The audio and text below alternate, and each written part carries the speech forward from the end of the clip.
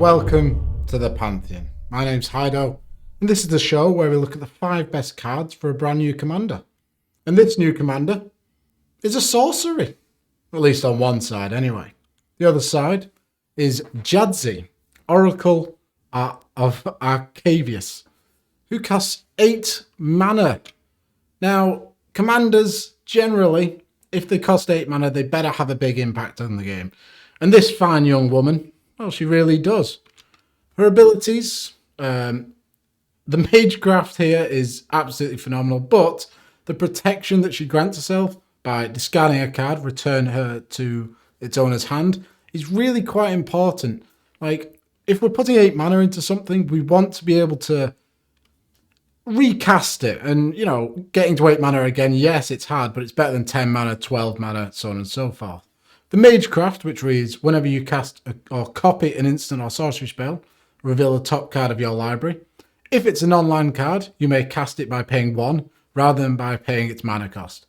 If it's a land card, put it onto the battlefield. Absolutely phenomenal.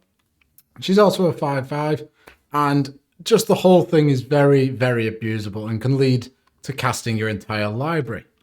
Her other half is Journey to the Oracle, which is a 4 mana sorcery. You may put any number of land cards from your hand onto the battlefield. Then, if you control 8 or more lands, you may discard a card. If you do, return Journey to the Oracle to its owner's hand. So, yet again, this gets around command attacks. The ideal in this deck is that we cast the Journey to the Oracle, get the discard trigger, so we discard a card, get it back to our hand, and then we can cast our commander for 8 mana and not 10 from the command zone. But how are we going to do that? Well, there's a couple of rather interesting cards that we can put into this deck. Number 5, we have Sprouting Vines. 3 mana instant, search your library for a basic land card, reveal that card and put it into your hand. Then shuffle your library. So, doesn't technically ramp us, but with the sorcery side of our commander, say we play this on an opponent's turn and get 3 or 4 lands. That's 3 or 4 lands we can put into play straight away with our commander's sorcery side. Absolutely fantastic. And then the Storm ability on this allows us to trigger Magecraft over and over and over again. So this can just get absolutely ridiculous. It's astonishing how good it can be. Going along with this, we've got a couple of other cards that want to put lands into our hand. The main thing I'm aiming for here is before turn 4, when we want to cast our sorcery side, we want to build up a good amount of lands in hand. Journey of Discovery is 3 mana for a sorcery. Choose one, search your library for up to 2 basic lands, reveal them, put them into your hand, then shuffle your library. Or you may play 2 additional lands this turn. Entwine for 3 mana. So for 6 mana, you essentially get 2 lands to the battlefield. Really quite good. Rite of Spring is a fascinating little card. 2 mana for a sorcery, discard any number of cards from your hand, search your library for that many basic land cards, reveal those cards and put them into your hand. Then shuffle your library. This is one of the better options as it will get us up to having all of the lands in hand that we want to be able to just put them in, have 8 lands, return our commander back to our hand after casting the sorcery. Nissa's Triumph is a 2 mana sorcery. Search your library for up to 2 basic forest cards. If you control a Nissa Planeswalker, instead search your library for up to 3 land cards. Reveal those cards and put them into your hand. Not really playing any Nissas, but if you want to, why not? Then we have Treasure Hunt and Scouting Trek, which work fantastically together. Treasure Hunt is a 2 mana sorcery. Reveal cards from the top of your library until you reveal a non-land card. You put all cards revealed this way into your hand. Then, Scouting Trek is a 2 mana sorcery. Search your library for any number of basic land cards, reveal them, and set them aside. Shuffle your library, then put those cards on top in any order. If we use both of these, Scouting Trek first and then Treasure Hunt, we could potentially get every basic land out of our hand, out of our library, on top of our graveyard, and then into our hand. So when we cast our sorcery, we're just going to dump mountains of lands onto the field. Finally, slightly different sort of card, but Obsessive Search is a 1 mana instant that says draw a card. But the main thing is it has madness. Both sides of our commander have the clause that you can discard a card to get an effect. Whether it's the sorcery side returning it back to your hand, or indeed the massive 8 mana 5/5 who also returns it back to your hand. This is a nice bit of value, and it triggers Magecraft. Moving on to number 4, we have Echo of Eons. 6 mana for a sorcery. Each player shuffles their hand and graveyard into their library, then draws 7 cards. Flashback for 3 mana. The main use for this, and a problem I can see in this deck, is that, okay, we cast our sorcery, dump a bunch of lands into our hand. We're only going to have a couple of cards in our hand. We really need to refill. Echo of Eons is fantastic, as 6 mana, draw 7 cards is pretty decent, can disrupt your opponents as well, but the flashback cost of it, so we can discard this to our commander's ability and then get it for a cheaper cost. It's great, it'll refill hands, it's just wonderful. Windfall, very similar effect. 3 mana for a sorcery, each player discards his or her hand, then draws cards equal to the greatest number of cards a player discarded this way. Generally, we're not going to be the ones who are discarding the most cards unless we've, got a bit further on in the game. These are all sort of early game plays that we might want to be doing. Deep Analysis is 4 mana for a sorcery, target player draws 2 cards, and then it has the flashback cost of 2 mana and pay 3 life. So we can just use this, again, discard it to our commander if need be, and we still get some value from it. Seagate Restoration, 7 mana for a sorcery, draw cards equal to the number of cards in your hand, plus 1. You have no maximum hand size for the rest of the game. Doubles the amount of cards in your hand, really quite powerful. And it's a land on the other side if need be. Then we have a couple of smaller cards, but they work very well with our commander. Mystic Speculation, 1 mana for a sorcery, has buyback for 2 mana. Scry 3, look at the top 3 cards of your library, then put them back. Then you can put either on the top or the bottom of your library, however many you want. The main use for this is that it's something that triggers Magecraft and also manipulates the top of our library. And we can just do it over and over again with buyback. If we want to set up, a massive spell, one of our big draw spells or one of our finishers on top, this is the perfect way to set it up and then also trigger it. Brainstorm, very similar sort of idea. 1 mana instant, draw 3 cards, then put 2 cards from your hand on top of your library in any order. Can really set up a massive play. Slum Division is a 3 mana instant. Look at the top 6 cards of your library. You may reveal an instant or sorcery from among them and put it into your hand. Put the rest on the bottom of your library in a random order. This is really good as we're not going to be playing any creatures in this deck. And there's a very specific reason for that. So this is always going to hit something. And then if we need it, it'll land on the other side. Very powerful. Coming in at number 3, we've got Mind's Desire. Another Storm card, and in this deck, we want to be hitting as many cards as we can. And Mind's Desire allows us to get a bunch more Magecraft triggers when our commander is on the field. And even if our commander isn't, the amount of value that you can generate from this card is just incredible. 6 mana for a sorcery. Shuffle your library, then exile the top card of your library.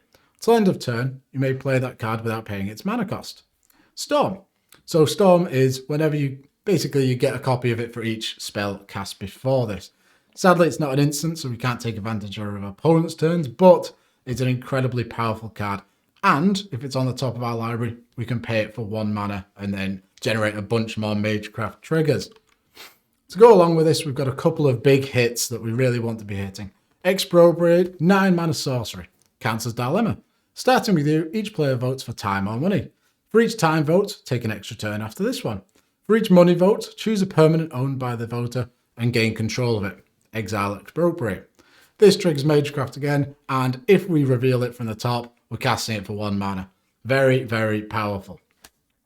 The Great Aurora is a wonderful spell if you don't want to have friends anymore. It's pretty miserable, but we're going to be putting so many permanents onto the field with our land dump sorcery that we can get a lot of advantage off this. 9 mana. Each player shuffles all cards from his or her hand and all permanents he or she owns into his or her library, then draws that many cards. Each player may put a number of land cards from his or her hand onto the battlefield. Exile the Great Aurora. So we can get a bunch of value here. Really cool. Enter the Infinite is an absolutely colossal sorcery. I think it's 12 mana. Draw cards equal to the number of cards in your library, then put a card from your hand on top of your library. You have no maximum hand size until your next turn. This can really set up some game-winning plays, and if we're casting that for 1 mana with our commander, we're going to win the game. Finally, a couple more ways to constantly trigger the Magecraft ability. Constant Miss, 2 mana instant, and Buyback. Buyback allows you to pay a cost and get it back to your hand. Sacrifice a land. We're going to have a ton of lands. Creatures deal no combat damage this turn. Really, really powerful. And yeah, it's just powerful. Weather the Storm. 2 mana instant, you gain 3 life. Storm. Again, another nice Storm card. Both of these are very good for protecting your life total. And since we're not going to be playing creatures, we really need to, stop our opponents somewhere.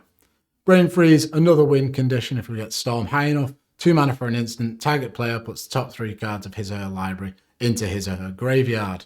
Very, very cool. In at number 2, we have Helm of Awakening. 2 mana artifact. All spells cost 1 generic mana less to play. So, with the Magecraft ability, we can pay 1 to cast the spell, or if it's a land, put it into play. With Helm of Awakening, we don't have to then pay the 1. Every single spell will be free for us to cast. And it's backbreaking.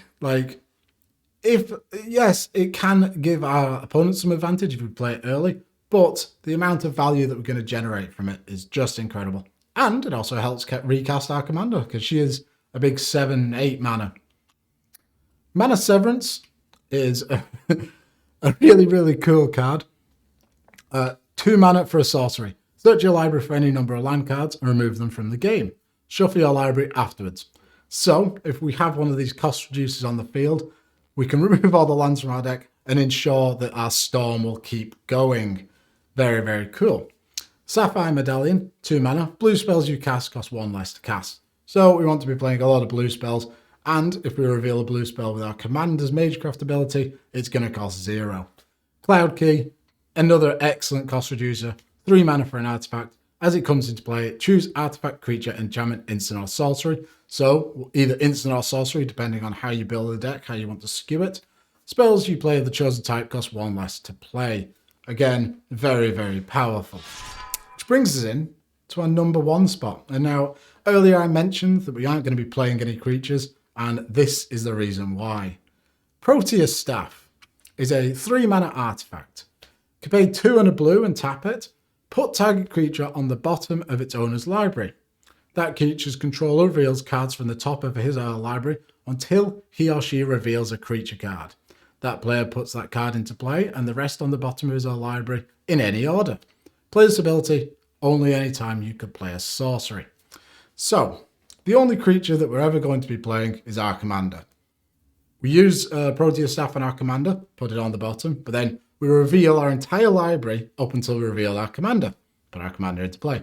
Then, the most important part of this card is that we put them back in our library in any order. We choose the order, which means that with our commander on the field, and hopefully a spell somewhere, one of our instants or sorcery that costs 1 mana, we can start a chain and we can set up our library so that we can storm through the entire thing.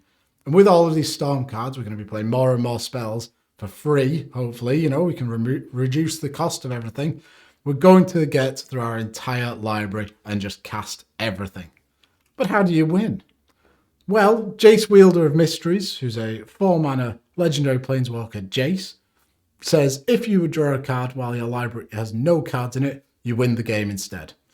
If we manage to get through our entire library, going all the way through, well, yeah, everyone's dead. Jace also has the ability to put the top 2 cards of someone's library into the graveyard, draw a card. So if you get down to 0, there's your draw trigger.